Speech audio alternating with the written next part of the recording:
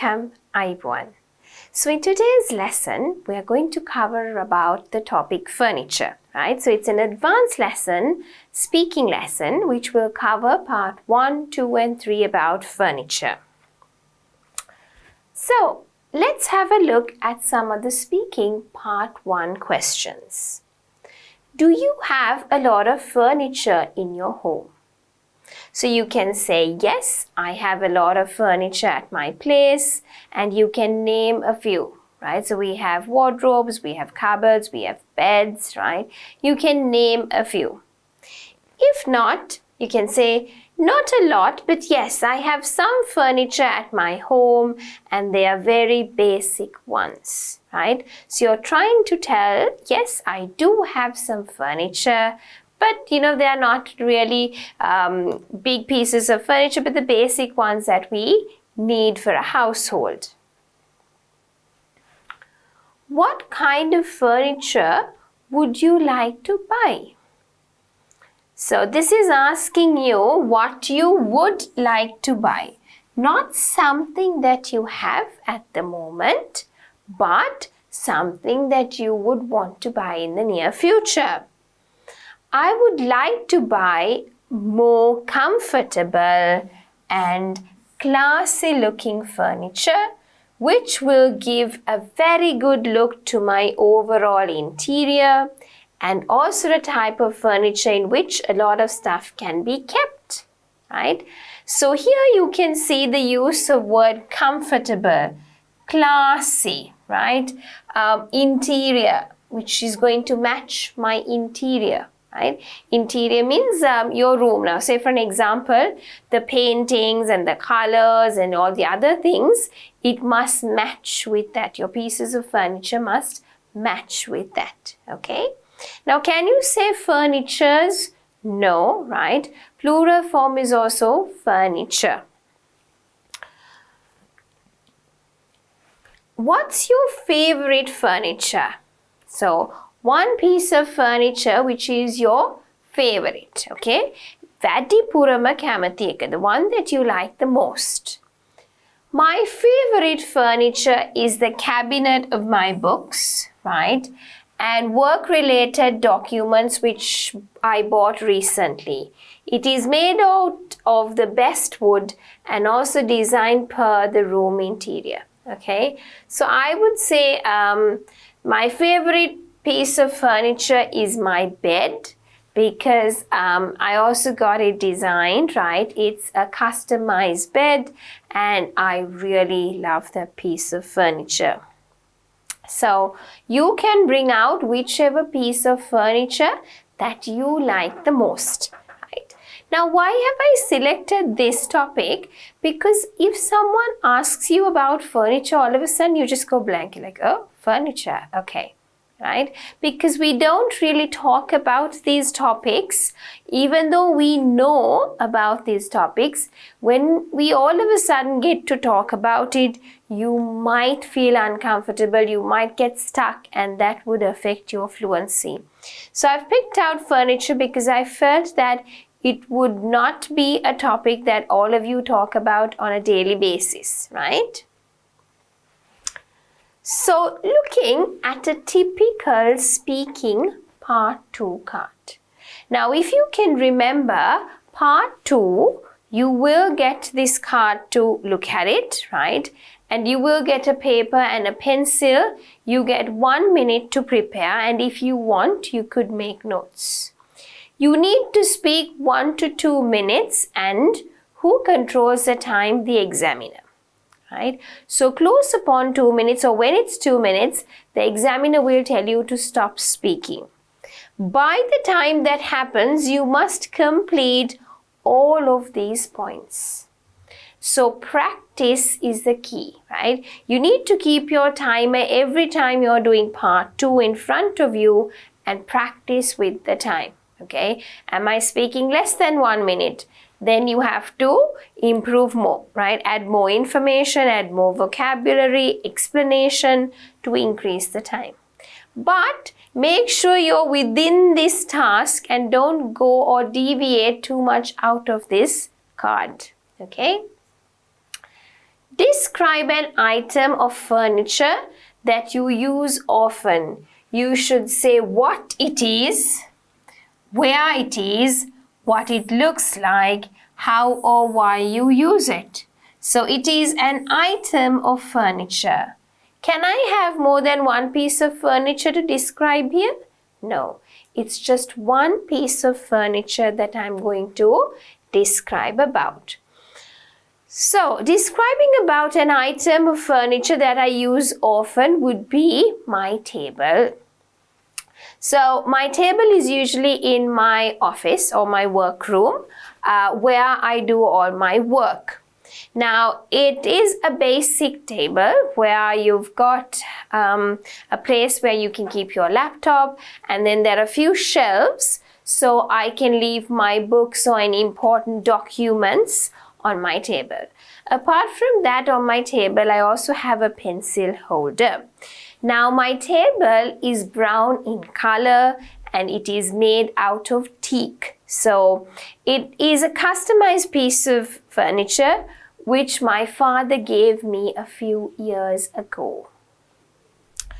How and why I use it? So, basically, I use it on a daily basis, because I obviously keep my computer there, and if I have online classes, I would definitely want to sit there and use it. Apart from that, I also do my marking. So I need to use my table when I need to keep all the papers and start marking.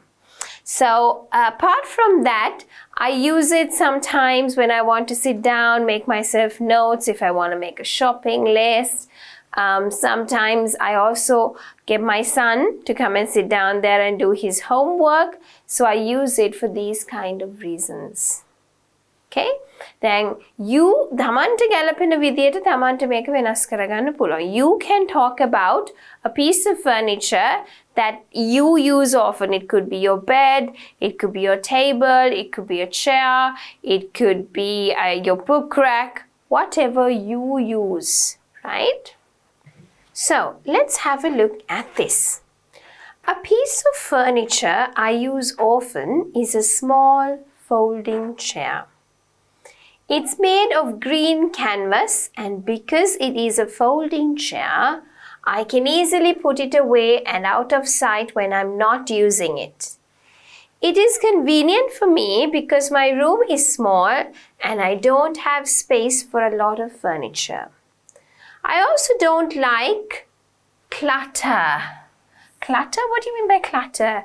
When everything is together. නිකන් ගොඩාක් එක ළඟ බඩු දාලා තියෙනකොට clutter. හැරෙන්නවත් ඉඩක් නැහැ, that kind of feeling, right? So by putting the chair away after I use it, my room looks a little tidier. That means much more neater. My bedroom is the only place in the house that I have to myself. So I spend a lot of time there, either studying or working. Nice. Some people call this either or, and then another one like that would be neither. Some people call it neither. It goes with no. Okay, so you can think about using this kind of vocabulary or words, right? I am in my last year of university, so I have many writing assignments and individual research to do. I do most of my writing on my laptop, so it's convenient and comfortable to sit in my chair with my computer on my lap, either typing or reading or both. As I said, the chair is made of canvas and the frame is aluminium, so it's lightweight and easy to put away and take out whenever I need it. Surprisingly, it is very comfortable for a folding chair, and that was the most important factor for me when I chose it. It was also inexpensive. It's not a very beautiful piece of furniture, but it has definitely been one of the most practical things I've bought in a long time. So you can see how well the answer has been put through together, covering the main points in your card, right? What it is, where it is, what it looks like. right? And why you use it. The student has covered all the points, right? Maybe not in the exact order, but nicely signposted and then covered all the subtopics in the speaking card. So that is exactly what we are looking at when you're doing your speaking test, right? Not just go here and there and just talk a bit and finish it off. Nicely go one by one, signpost. Now I've done a lot with you, so by now you should be getting the hang of it and you should be on the same track as I'm doing these speaking cards, right? So, moving on, speaking part 3. Now remember, part 1 does not have to be furniture, and then 2 and 3, all the topics will not be on furniture, right? I'm just picking the topics as I told you and giving you an understanding. Okay, part 1, if you get questions around furniture, this is how it would be. But 2 and 3, they're usually connected. So if you get to explain or describe about an item of furniture or piece of furniture, then part 3 is going to be related to that. Okay, so let's have a look at some of the questions that could come up. In what situations do people in your country buy furniture? Okay, actually in our country or in Sri Lanka, people buy furniture at different points in their life. So when they get married, when they're newlywed, they buy furniture or people gift them furniture. When you get kids, sometimes you want a new piece of furniture like a cot, right? We buy furniture. When we sometimes move from one house to another and we go to our own house, which is a new, big, new, nice house, we would buy furniture. So these are some of the instances where people would buy furniture in Sri Lanka. So you start the idea, you explain it, and you round it off, right? Most people buy furniture at a few main points in their lives. Naturally, when people are getting married is one of those times. Another time is when they buy a new flat, okay? So I spoke about a house and I spoke about a few more points as well. All right, how do people decide what furniture to buy for the home or office? What factors do they consider? So, well, I think when people buy furniture, they consider a few factors. Mainly, people consider about the price, right? What is the cost of buying a piece of furniture? And they compare the price against a few competitors. The other thing that they compare is the durability. Will this last for a long time? I mean, Sri Lankans tend to buy teak furniture more or less because of the durability, right? Apart from that, they also look at the style and the design. Does it fit the interior, right? And will it match? Will it look nice? Some people also look at classy pieces of furniture and they want it to be unique pieces of furniture. So they look at customized pieces of furniture and they want to make sure that these ones are exclusively only available for them. So these are some of the factors that they might consider.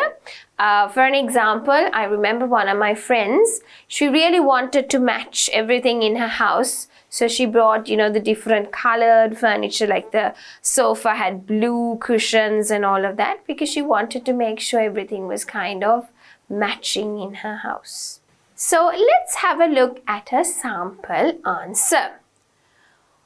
Well, they will consider what kind of furniture is needed.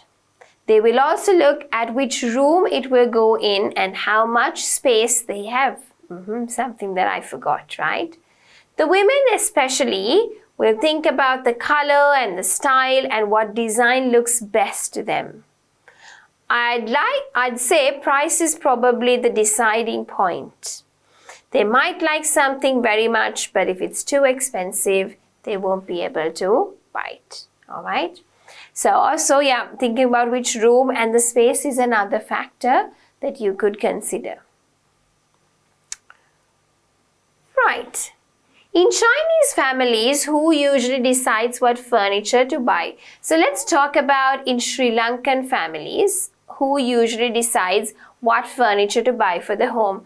I think that's quite a personal point. I mean, in most Sri Lankan families, I think the husband and the wife, or if it is in a family, the parents decide what furniture to get. But if the kids are grown up and they're also moving to a new house, I think they give the kids also a chance to decide what pieces of furniture they would like to pick and choose for their room, right? So I think that depends on the situation, family, and how old your kids are, and if you have any kids. So it would either be you who is buying the piece of furniture, either it would be your parents, or it would be someone else who is sponsoring to buy the furniture. So it would depend. Now, in the Chinese families, I think it varies from family to family. Nowadays, couples are making more decisions together. In my family, my parents even ask me what I think or like. In the past, often the men made decisions that concerned money, but some of those things are changing now. I think it has changed throughout the years, right? In the past, it was more or less the men deciding this is what we want. But with women working more and more, I think the bargaining power and decision power has equally distributed among both parties. Right. Do people in China prefer traditional or modern styles of furniture? Let's have a look at the question in terms of Sri Lanka. Do people in Sri Lanka prefer traditional or modern styles of furniture? I think that also depends on the people. Some people prefer the traditional pieces of furniture. I mean, if they like the antique ones, and if they're from a certain part of the country, some of them prefer the traditional antique kind of furniture. But if you move more towards the Colombo area and, the more commercialized areas, people tend to like more modern pieces of furniture, which is, trendy and classy, that would fit the context of today. So looking at the sample answer, that also depends on the people and the families. I don't think there is any set preference. From my experience though, I would say many younger couples prefer modern furniture. I think it goes along with other trends in our country. What I mean is that modern or foreign fashions are often more popular and interesting, especially for young people. Maybe I'm different in this way, though, because I think many pieces of traditional furniture in our country are very beautiful. They're also often made better than the modern things, right? So I think this one has a good use of language and has explained the idea nicely. All right. Next question. Have there been any recent changes in the kinds of furniture that people in China use? Let's have a look at the question in terms of Sri Lanka. Have there been any recent changes in the kinds of furniture that people in Sri Lanka use? Well, I think nowadays in Sri Lanka, people tend to buy more modern types of furniture, and it doesn't necessarily have to be antique. They like to buy things which are more durable and cheaper, so they've gone into other options which are okay. Right? So I think they still do look at the quality, but they think about the price more. So they look at things like things being made out of MDF boards, right? And even new things have come into practice, like, the folding chairs and the computer chairs, the computer tables. A variety of furniture has been introduced in the recent days. Now let's have a look at this. Well, as I said, a lot of foreign influence has come into our country, and this is affecting what people buy, including furniture. A very popular furniture store right now is IKEA. This is a store from Sweden, and its style of furniture is a big change from the recent and distant past. I don't think we have IKEA products here. I've seen it coming in and all. I mean, it is there sometimes, right, where people get it down. But I think we don't have big IKEA stores here. I'm not sure. I haven't seen any. But in the UK, definitely we do have big IKEA stores where it's do-it-yourself kind of furniture. You can go and assemble it on your own, and they've got a lot of modern types of furniture. I think that if people have the money, they may return to the quality furniture from years gone by. Overall, I think this should be one word, okay? Though the predominant style of furniture that people in China use is modern, right? So student thinks that in China they use the modern types of furniture. I also think in Sri Lanka we use the similar type, modern type of furniture. What factors should a furniture designer consider when designing a piece of furniture? So, the designer needs to think about the trend that is there in the modern days, right? And then the use of things that, they are going to use to build or come up with this piece of furniture. Is it going to be teak, MDF board, okay? And then they need to think about the durability, okay? If it doesn't last for long, people are not going to buy it. Above all of this, the pricing factor is there, right? So they should think about all of this, and who are they targeting this product or piece of furniture at, okay? Is it the low-income earners? Is it the high-income earners, right? Is it that they're targeting this at the people who are buying antique furniture? So you should know your target audience, and according to that, you would design your piece of furniture. Let's have a look at the sample answer. The use of the particular piece would be the first consideration. A designer would also have to think of the market he is targeting. This would usually indicate the cost of the finished product. This in turn will influence what materials he can use within that price range. All right, so moving on, what are the qualities of a good furniture designer, right? So I think a good furniture designer mainly needs to be creative, right? And he or she should be able to produce a piece of furniture that suits the target audience. So if it is something outdated, people would not want to buy it. So it needs to be trendy and modern sometimes. Sometimes he or she would also have to have the skill of making antique or traditional types of furniture. Apart from that, they need to have patience, because a good piece of furniture cannot be done overnight. So it takes a lot of time, a lot of patience to produce a good piece of furniture, right? Let's have a look at what the sample answer is telling you. I'd say he needs to be artistic and imaginative. At the same time, a designer also has to have quite a bit of practical sense. It's generally no use to design something that is beautiful but impossible to construct or sell in the market. Okay, I'm just adding sell there. Or maybe the designer can figure out how to build it but ends up so expensive that no one can afford it. In any design field, there are people who design something more for the art's sake. They don't really expect anyone to buy it, or they hope to find a collector to buy it as a piece of art more than as something useful, right? So the similar factors that I told you, they've put it in a different way.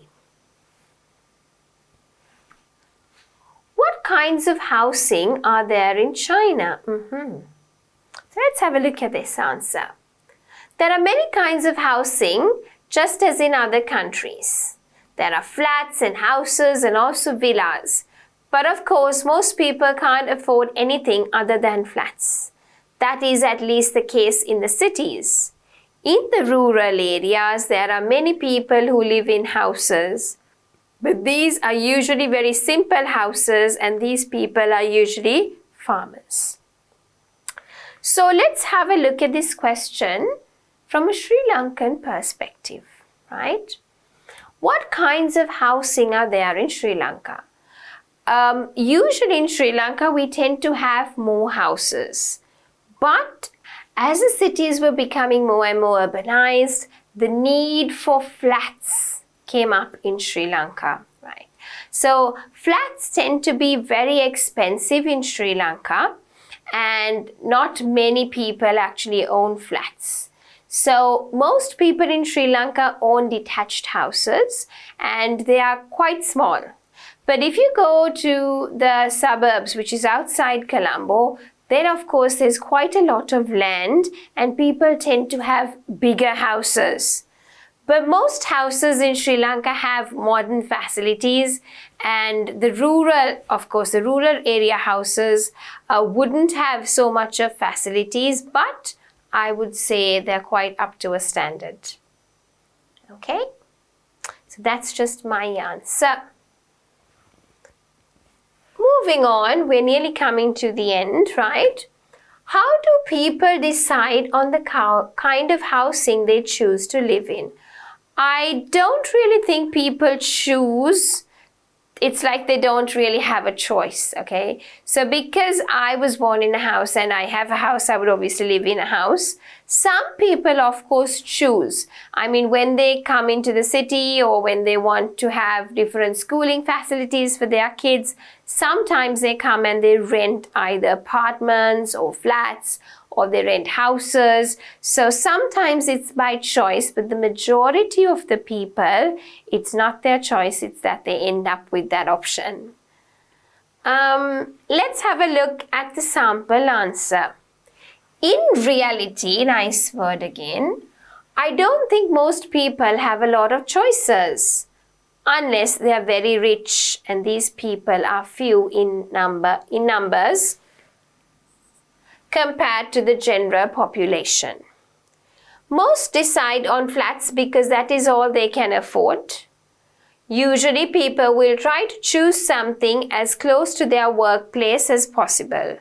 Unfortunately, even in that, there is not much choice, and many people still have to spend a lot of money traveling to and from work, okay? So similar kind of answer that I also gave you, but a different structure.